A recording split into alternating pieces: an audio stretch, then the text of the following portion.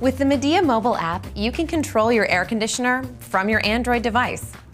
To get started, download the app from Google Play. Set up your account. Then plug in your air conditioner. Press here and hold until you see AP on the display.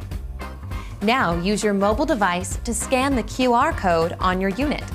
You can also use the mobile app to set up your unit without scanning the QR code. Just check your manual for step-by-step instructions. Next, pick your wireless network and pick a name for your unit.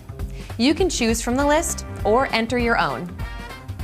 And you're ready to start controlling your home comfort, at home or anywhere, through the cloud.